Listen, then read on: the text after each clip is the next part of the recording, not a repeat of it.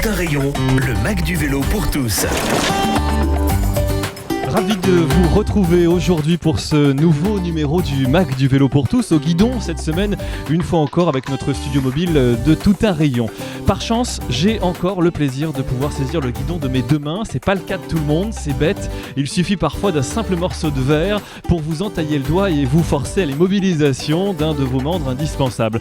Je sais de quoi je parle car si j'ai encore mes deux mains gauches, rassurez-vous Abel, je vois vous inquiéter, mon entourage n'a pas eu cette chance, donc je pense très fort à ma moitié. Une main en écharpe en tout cas, qui plus est la dominante, et vous prenez conscience différemment de ce monde qui vous entoure, mais vraiment différemment. Habitez un peu à l'écart des grosses métropoles et vous ressentirez la complexité problématique de ce qui est devenu notre quotidien. Supprimé par nécessité de santé les modes de déplacement traditionnels de l'homo automobilis et vous vous rendrez compte à quel point nos villes sont mortes. Retirez par-dessus ça la capacité à empoigner un guidon et vous subirez le calme panique de nos centres-villes. Car villes et villages ont perdu leur âme, aspirés par les complexes commerciaux excentrés.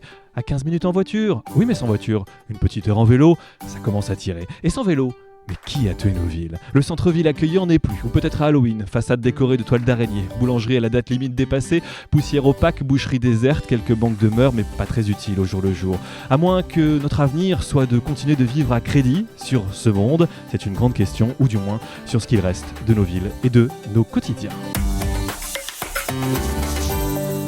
Malgré cette entrée en matière très optimiste, je vous souhaite la bienvenue pour cette nouvelle émission de Tout un rayon. C'est à l'ENSI, l'École nationale supérieure de création industrielle à Paris, que nous posons cette semaine notre studio mobile, à l'occasion notamment d'une table ronde organisée pour la sortie du nouveau livre. C'est un événement d'Olivier Razemont, journaliste, spécialiste des questions de mobilité entre autres. Comment la France a tué ses villes ? Voilà que c'est clair d'un seul coup cette entrée en matière. C'est aux éditions Rue l'Échiquier. Bonjour Olivier. Bonjour Mickaël. Petite avant-première pour Tout un rayon, puisque le livre sort le 14 octobre, c'est ça ? Le 13, exactement. Le 13, la semaine prochaine en tout cas. Voilà. Ensemble, on va découvrir cet ouvrage avec vous, et puis bien sûr à vos côtés, celui que vous connaissez très bien, il s'agit d'Abel Guggenheim. Bonjour Abel. Bonjour Mickaël. Ensemble, nous reviendrons dans quelques secondes sur votre vision sur ce sujet du jour, en guise d'entrée en matière, c'est ça ? Oui, je vais essayer de vous expliquer pourquoi nous avons bien fait d'inviter Olivier Razemont. Oh, ça va être compliqué ça. Juste le temps de vous rappeler vos rendez-vous habituels. Notre stagiaire Marie Rivet qui vous prépare un nouveau journal du vélo. Il sera question d'une initiative vélo entre design et sécurité. Et puis au cœur de ce thème des villes mortes, nous verrons où en est le pari de Paris sans voiture dans notre tour de roue du jour. C'est parti pour ce nouveau numéro du Mac Vélo pour tous, à écouter et à regarder bien sûr sur toutunrayon.com. Tout un rayon, le Mac du vélo pour tous, Mickaël Tardu, Abel Guggenheim. Cette semaine, Abel Guggenheim, nous faisons donc l'écho de la sortie du nouveau livre d'Olivier Razemont aux éditions Rue de l'Échiquier, Comment la France a tué ses villes. Et vous allez nous expliquer pourquoi il fallait inviter Olivier. En principe, on ne devrait pas inviter un auteur de livre avant d'avoir lu son livre. Oui. Et donc en fait, je prenais un petit risque en vous proposant qu'on invite Olivier Razemont simplement parce qu'on savait qu'il allait publier un livre sur un sujet dont je savais qu'il était intéressant. Alors honnêtement, donc je l'ai lu dernièrement, je pensais qu'il parlerait un peu plus de vélo. Il parle très très peu de vélo.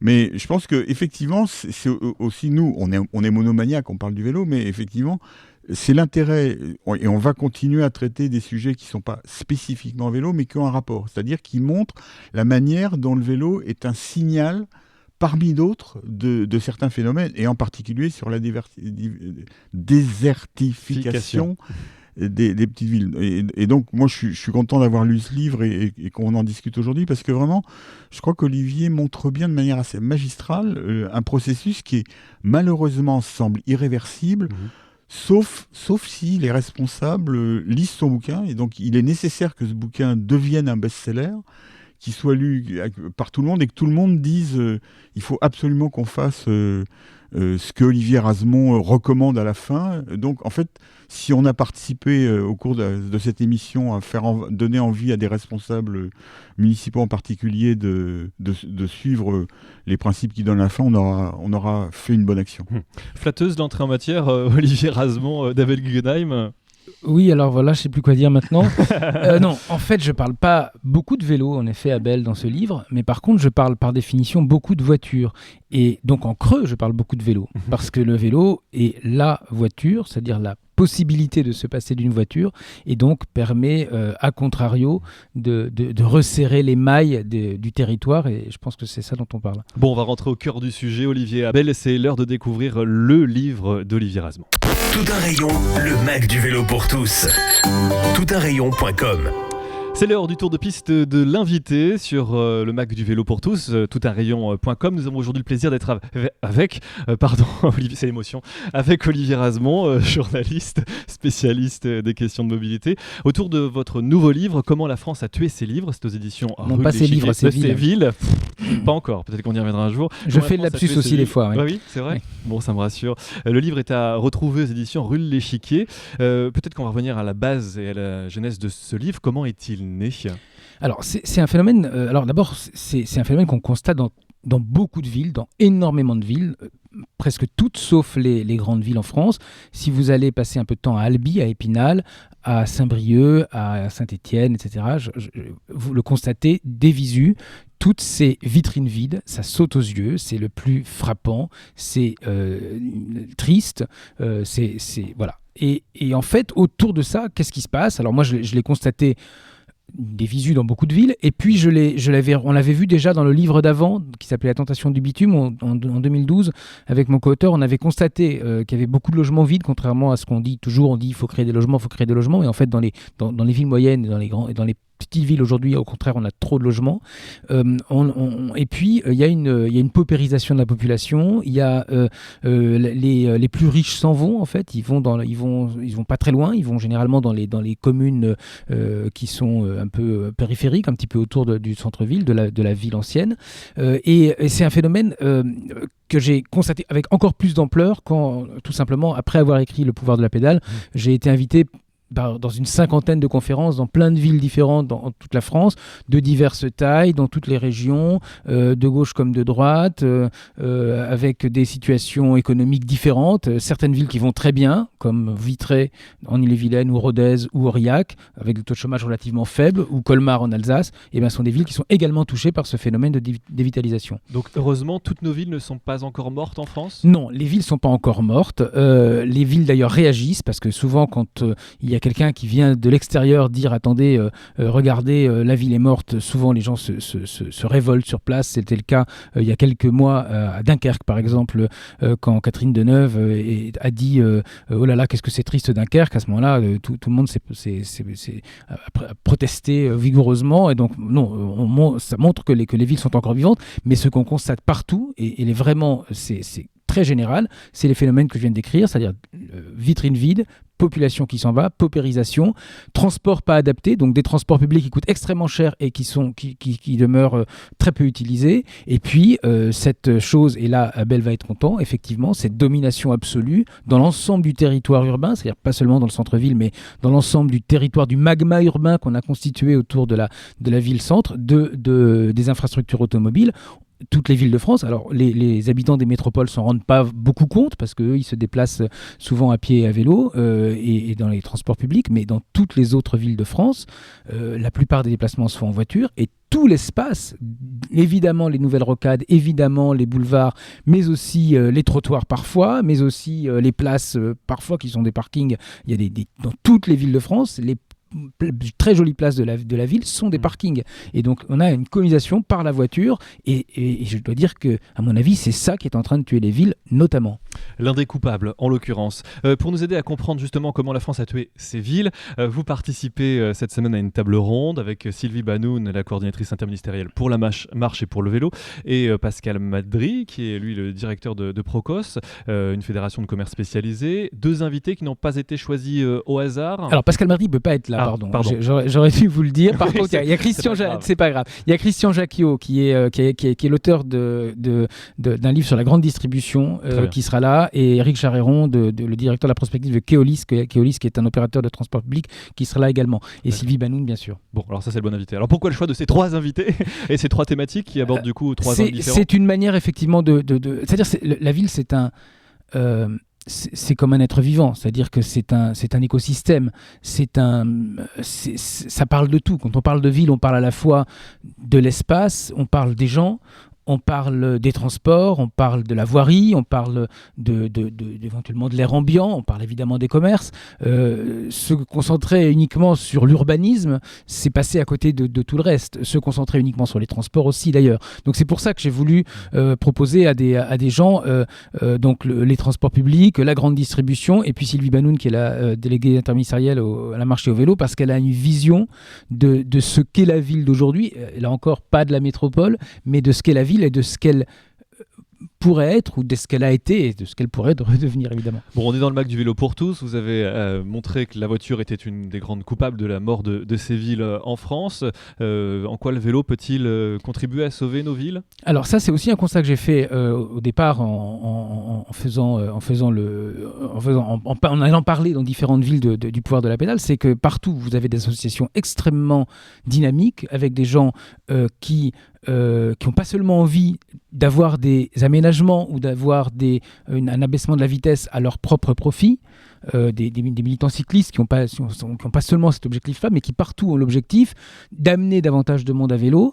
Et quand on amène davantage de monde à vélo, eh bien, on met des gens dans la rue, on dynamise la ville, on la sécurise également, et on s'aperçoit qu'aujourd'hui, en France, il y a une corrélation très nette entre les villes qui s'en sortent bien, qui sont globalement les métropoles, et je pense bien sûr à Strasbourg ou à Bordeaux qui sont les deux villes les plus dynamiques, et puis la proportion de cyclistes dans les rues. Le vélo comme prolongement de la marche est évidemment un facteur d'harmonisation de la ville, parce que tout simplement à vélo on voit tout, on est dans la ville, on est à 360 degrés. On est à 360 degrés et on va pas loin, on va suffisamment loin pour la plupart des activités, et puis du coup qu'est-ce qui se passe ? On fait ses courses à proximité. Ça, c'est des études le montrent massivement. C'est pas moi qui le dis, c'est un constat qui a été fait dans plein d'études.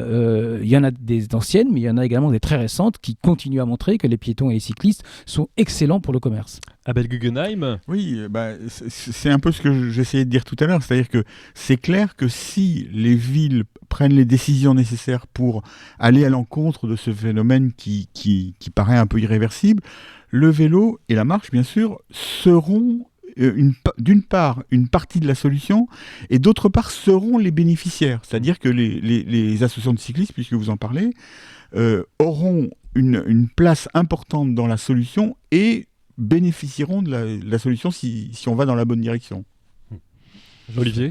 Oui, c'est exactement ça. Ce qui est très frappant, c'est que de plus en plus d'associations, à Bourges notamment, à Nantes, à Quimper, etc., dans plusieurs villes, ont tout à fait conscience de ça. Et parmi leur argumentation aujourd'hui à l'égard des collectivités locales, des élus, elles disent écoutez, vous avez intérêt à nous encourager, pas nous, cyclistes spécialement, mais vous avez intérêt à encourager tous ceux qui ne savent pas encore que dans 2 ans, ils se déplaceront à vélo, parce que ça sera bon pour la ville, pas seulement pour les commerces, parce que la ville, elle tient quand il y a tout simplement une activité, quand les gens vont pas loin et restent là, plutôt que d'aller dans les zones commerciales périphériques qu'on continue aujourd'hui, en octobre 2016, de construire partout. D'autres idées pour sauver la ville et pour redonner de la vie à nos villes, on en parle avec Olivier Razemont, l'invité de Tout un rayon pour ce nouveau numéro du MAC du vélo pour tous. Vous restez avec nous, Olivier, à l'occasion de la sortie de votre nouveau livre, donc Comment la France a tué ses villes. C'est aux éditions Rue de l'Échiquier. C'est l'heure pour nous de retrouver l'actu du cycle. Le journal du vélo, Marie Rivet. Marie, ensemble, avec un petit peu de féminité que vous incarnez dans le MAC du vélo pour tous, vous allez vous prêter à l'exercice de ce journal du vélo. Bonjour et bienvenue. Bonjour à tous. Marie, on va commencer aujourd'hui avec un sac design pour les cyclistes et pour les piétons, un projet qui mêle donc ces deux qualités pour se mettre en selle. C'est Angèle Raja Gobal, et je vais y arriver, qui un jour, après un gros voyage seul sur son vélo en Amérique du Sud, a eu l'envie de se lancer dans un projet d'entrepreneur autour du vélo, et c'est là qu'est né Sundari Cycle. Ce projet, il part d'un constat simple, c'est le fait de dire qu'un cycliste en ville, c'est forcément un piéton. Et donc, on a voulu imaginer une manière de penser des accessoires qui soient hyper design quand on est un piéton et en même temps qui amènent de la lumière sur le cycliste quand on est en train de pédaler la nuit avec d'autres usagers.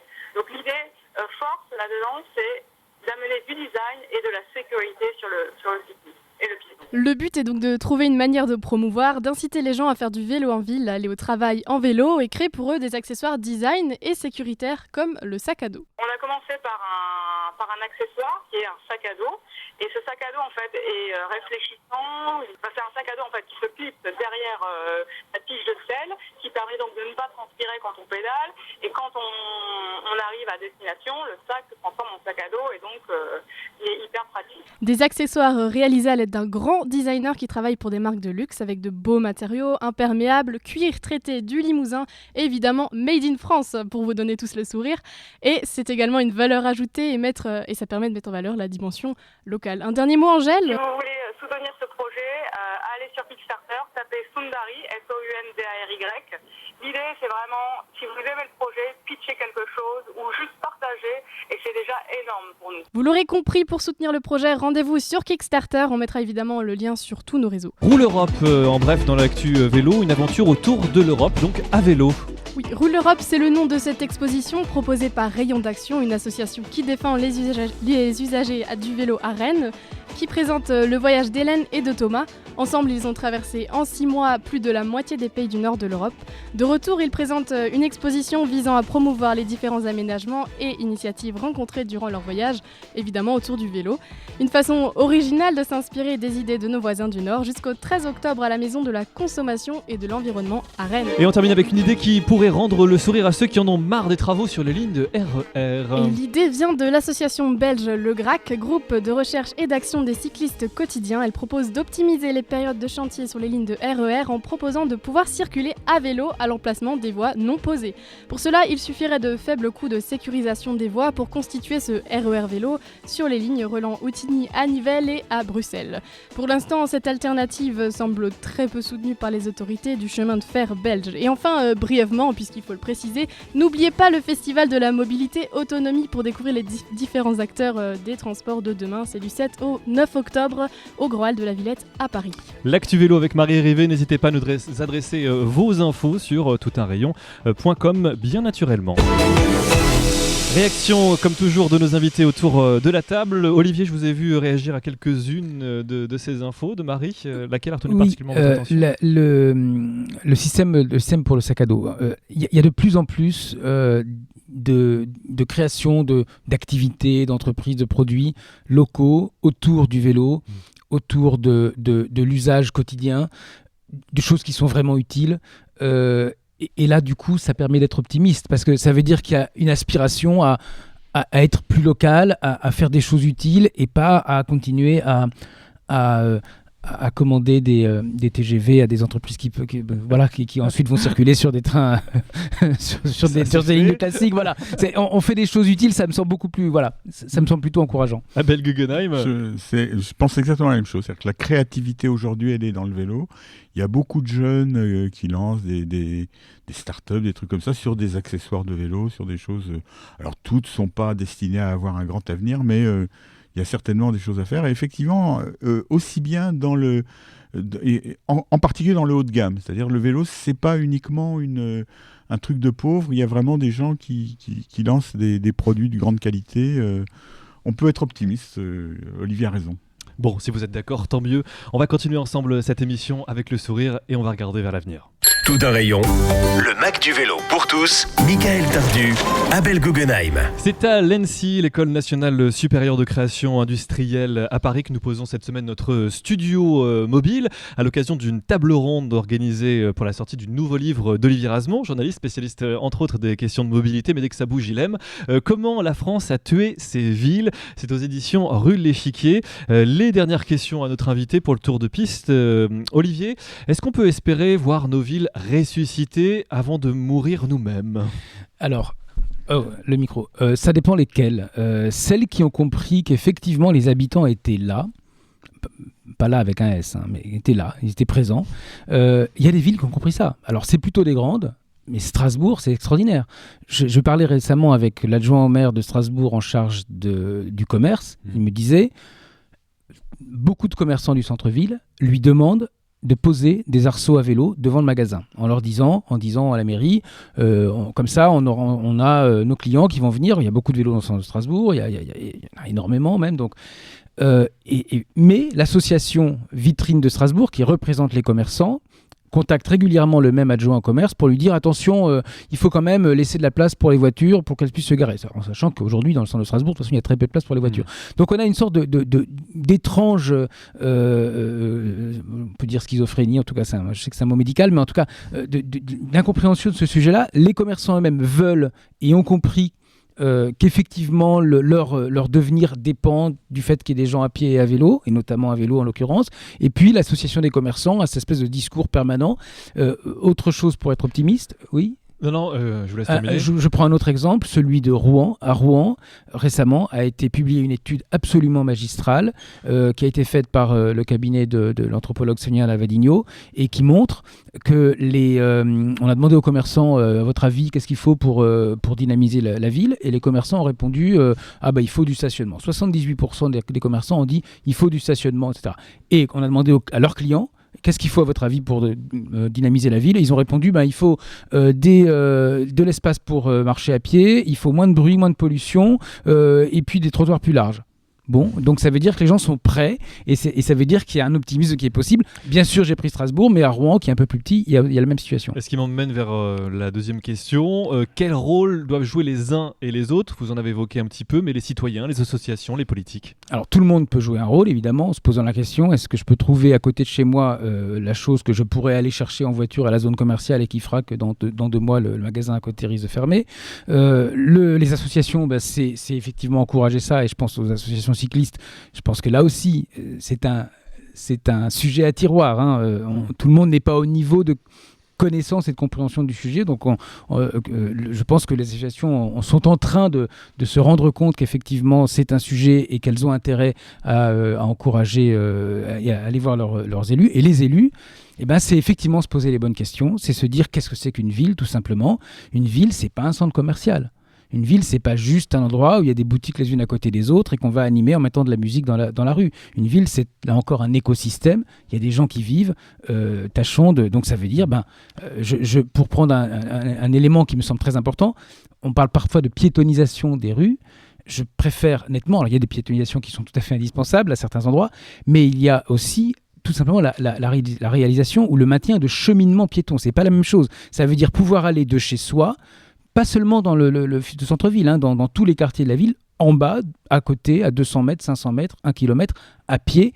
Et donc, quand c'est possible, au bout d'un moment, les gens ils prennent leur vélo parce que c'est plus rapide. On a évoqué donc le développement de l'usage du vélo pour augmenter la chance de survie des villes. Est-ce qu'il y a un autre levier sur lequel on peut agir et qui peut d'un seul coup redonner de l'oxygène, ressusciter nos villes, nos centres-villes ? Je pense quelque chose de très important à propos du tourisme. On a tendance à toujours présenter les touristes comme étant des personnes très riches qui vont séjourner dans des très beaux hôtels, manger. Bon. En fait, tout le monde est un peu touriste à certains moments de sa vie, et même en une année, il peut arriver à beaucoup de gens de passer dans une ville pour aller visiter, pour passer un peu de temps, voilà. Et je pense qu'il y a une attention très forte qui doit être mise sur les gens qui sont de passage, et là aussi, en leur permettant de profiter de la ville, de profiter tout simplement de ce paysage urbain qui est magnifique. Il y a des villes superbes en France, je commence à bien les connaître, mais allez passer 3 jours, Michael, à Troyes ou à Albi, vous allez voir, c'est extraordinaire. Bien sûr, il y a des vitrines vides, mais vous n'allez pas vous ennuyer un instant parce que c'est magnifique. Et là, on peut, quand on se balade, et là, évidemment, le tourisme à vélo dans la ville et au long cours, c'est-à-dire le long des itinéraires cyclables, il est là aussi parce que le cycliste n'a aucune envie d'aller à l'hypermarché, parce que c'est loin, parce que c'est pas agréable quand on y va. Donc, qu'est-ce qu'il va faire ? Il va s'arrêter en ville. À Maubeuge, on m'a dit récemment, grâce à la véloroute scandibérique, il y a des gens qui s'arrêtent dans le centre-ville et qui donc contribuent au magasin de centre-ville. C'est une très bonne nouvelle. Abel Guggenheim, pour terminer. Oui, je vais être un peu moins optimiste qu'Olivier. On terminait sur une note positive. mais j'ai lu son livre qui était à la fois très, très intéressant, qui donne quelques pistes d'espoir, mais il faut vraiment que les gens se reprennent. C'est-à-dire que ce qui montre ce que Olivier vient de dire, c'est-à-dire qu'effectivement, dans les grandes métropoles, il y a des solutions, il y a des prises de conscience. Il en montre aussi dans des gros bourgs, dans un certain nombre d'endroits. Mais dans les villes moyennes, il faudrait justement que la prise de conscience qui se fait à petite échelle dans des endroits où justement le conseil municipal n'est pas trop nombreux, il faut qu'elle puisse se faire. Ça veut dire qu'il faut qu'il y ait des gens qui en prennent conscience, mais apparemment, si j'ai bien lu, c'est compliqué parce qu'il y a des pressions, parce qu'il y a le système institutionnel qui est complexe, avec des groupes de pression, avec y compris le système bancaire, tout ça qui est compliqué. Donc il faut vraiment un changement de paradigme. Il faut que les gens réfléchissent et prennent conscience et trouvent les voies pour y arriver. Olivier Razemont, il y a quand même de l'espoir. Oui, il y a de l'espoir. C'est une histoire d'identité, cette affaire. On a ces villes-là qui sont... On a des centres urbains, des magmas urbains qui se ressemblent un peu tous, sauf à l'exception du centre-ville. La ville qu'on construit aujourd'hui, c'est la même à Pamiers dans l'Ariège et à Sedan dans les Ardennes. Et la seule chose qui différencie les gens, c'est la manière de dire moins dans le sud-ouest ou 20 dans le nord-est. Et c'est dramatique. Alors après, les gens ont dit « Ah bah oui, la France va mal, les gens sont malheureux, etc. » Mais c'est normal. Si on ne sait pas où on est, si on ne sait pas où on vit, c'est normal. Donc oui, voilà, allons-y. Ces villes sont magnifiques, profitons-en pendant qu'elles sont encore là. Voilà. Allez découvrir ces villes à travers l'ouvrage d'Olivier Razemont, comment la France a tué ces villes. Vous vous rendrez compte qu'elles sont quand même encore bien vivantes pour le moment et qu'on peut encore en tirer quelque chose. Heureusement, il y a encore de l'espoir, on préfère garder une note positive et y croire. Pédaler, ça pourra les aider. Consommer local, ça les aidera encore plus. Et surtout, lisez le livre d'Olivier que l'on vous a fait découvrir aujourd'hui sur Tout un rayon, aux éditions Rue de l'Échiquier. Tout un rayon, le mag du vélo pour tous. toutunrayon.com. La suite du mag du vélo pour tous aujourd'hui avec le rendez-vous de tout ce qui fait avancer la mobilité de demain. C'est le tour de roue de Tout un rayon qui met en valeur les initiatives locales, les acteurs du cycle et pas seulement des projets d'aujourd'hui et de demain. Rendez-vous sur toutunrayon.com si vous souhaitez nous en proposer. D'ailleurs, n'hésitez pas. Aujourd'hui, nous avons le plaisir de recevoir Isabelle Test. Bonjour. Bonjour. Bienvenue ici. Vous êtes membre du collectif Paris sans voiture. Est-ce que vous pouvez nous rappeler qu'est-ce que Paris sans voiture et quel est ce collectif ? En fait, Paris sans voiture, c'est un regroupement de différents individus qui sont concernés par un Paris autrement. Donc en fait, on oublie un petit peu chacun sa fonction professionnelle et on essaye de réfléchir ensemble à d'autres modes, d'aborder modes d'action pour essayer de faire bouger les choses et puis d'autres façons de se déplacer, d'autres façons de se faire voir, de se faire connaître. Qu'est-ce que ça change l'existence de Paris sans voiture à Paris ? Qu'est-ce que ça change l'existence de Paris sans voiture ? voiture ? Qu'est-ce que vous changez du coup dans la capitale ? On n'a pas changé grand-chose cette année, on était un petit peu déçus. Probablement qu'on a manqué de communication, en fait on n'a pas été assez relayés. Je pense qu'il n'y a pas eu assez de préparation de l'événement, les gens ont été pris de court, étaient mal informés. Bon, ça c'était pas de notre fait, nous on est juste un collectif. En fait on est un petit peu là pour chatouiller les esprits. La mairie a probablement... pas assez relayer l'information. Donc, on va essayer de réfléchir avec nos interlocuteurs pour préparer mieux le terrain, pour avoir un peu plus l'adhésion des automobilistes, parce qu'en fait, là, franchement, ils n'ont pas joué le jeu. Les deux roues ont été assez brutaux. Et donc, pour nous, c'était un petit peu un sentiment mitigé. Il y a eu des très beaux moments, de très belles perspectives, la Concorde sans voiture, les Champs-Élysées, évidemment, c'est assez symbolique, mais le reste de Paris a été encombré. Enfin, c'était compliqué. Il y avait beaucoup d'agressivité de la part des automobilistes. Donc, ce dimanche 25 septembre n'a pas été à la hauteur de vos attentes ? Non, on était déçus. Bon, d'abord parce qu'on avait prévu une grande parade sans moteur, qui n'a pas pu se faire à cause du plan Vigipirate. Et donc, on avait décoré des vélos, on avait préparé tout ça depuis très longtemps. On avait tout un attirail de vélos spectaculaires et de choses qui roulent sans dégager de mauvaises de CO2 et tout ça. Voilà, l'énergie humaine. Et bon, ça n'a pas pu se faire, donc un peu pris de court. On a fait ce qu'on a pu dans différents endroits, mais on était un peu déçus. Objectif du coup pour la 3e édition ? Mieux préparer ensemble. Je pense qu'il faut communiquer, préparer les esprits, essayer de bien s'entendre, de bien expliquer aux gens à quoi ça sert, ce qu'on a envie de faire. C'est vraiment du positif en fait. C'est on respire tous le même air, donc ça serait bien qu'on se sente tous concernés. Et en fait, on a vraiment l'impression qu'il y avait deux mondes étanches qui n'arrivaient pas à communiquer ce jour-là. C'est ça qui était un petit peu triste en fait. Pour aller plus loin peut-être dans le Paris sans voiture, parce que va pas l'arrêter quand même à une journée tant qu'à faire. Est-ce que la politique de Paris, certaines piétonisations temporaires ou plus ou moins durables, vont dans le bon sens de ce que vous attendez? Une journée des Champs-Élysées piétons, une fois par mois dans Je trouve l'extension ça de Paris formidable. Aspire. Tout ce qui va dans ce sens-là, bien sûr, c'est bon à prendre.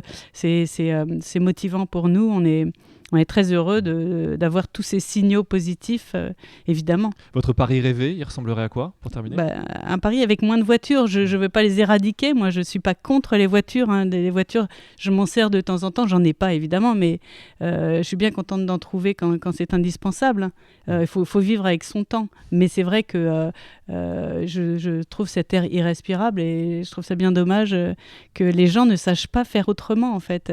Et c'est vrai, tout ce que vous avez dit, c'est très, très important. En fait, on échange plus quand on est sur un vélo que quand on est enfermé dans une voiture. On consomme différemment. On est beaucoup plus dans le lieu. On l'investit beaucoup plus quand on est dans les mobilités douces. Moi, je suis très marche à pied aussi. Je ne suis pas que vélo. Merci en tout cas de nous avoir éclairé, Isabelle Teste, sur le collectif Paris sans voiture. Rendez-vous sur parissansvoiture.fr pour suivre l'actualité et s'investir à vos côtés naturellement. Olivier Razemont, c'était peut-être réagir sur cet investissement de Paris sans voiture. Non, c'était intéressant. La fameuse journée du 25 septembre, effectivement, il y avait beaucoup de taxis, beaucoup de bus, etc. Moi, j'ai eu l'impression, alors le périmètre était un peu plus grand que l'an dernier, j'ai eu l'impression que tout simplement on s'habitue. Quand il y a un peu moins de voitures à un moment, et ben ça semble à peu près normal. L'an dernier, c'était la divine surprise et les gens ont investi l'espace, ça a duré seulement 7 heures. Cette année, c'était déjà un peu plus normal.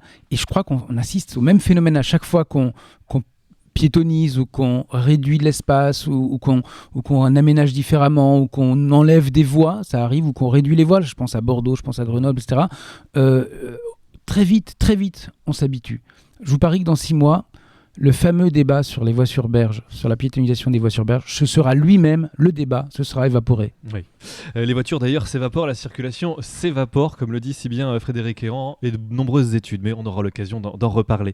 Merci en tout cas d'avoir été avec nous aujourd'hui, merci à tous les deux, merci également à Abel Guggenheim qui nous accompagnait comme toujours pour cette nouvelle émission du MAC du vélo pour tous. C'est sur ces bonnes références, celle du livre www.rudeléchiquier.net, celle de l'adresse également du collectif Paris sans voiture, parissansvoiture.fr, que l'on met un point d'honneur, un point final, non pas encore, dans l'occasion d'y revenir à cette émission. N'hésitez pas à découvrir le livre d'Olivier Razemont, Comment la France a tué ses villes, aux éditions Rue de l'Échiquier. Vous pourriez presque m'applaudir. Et on se retrouve nous très vite pour une nouvelle émission sur toutarayon.com. Surtout, vous n'oubliez pas, vous partagez, vous relayez cette émission, les vidéos des interviews disponibles pour mieux voir ce qui se dit, à partager sans limite. Vous le savez, c'est votre mag du vélo pour tous. À la semaine prochaine. Merci Marie, merci Abel qui sont dans les barrages. Retrouvez le MAC du vélo pour tous sur toutarayon.com.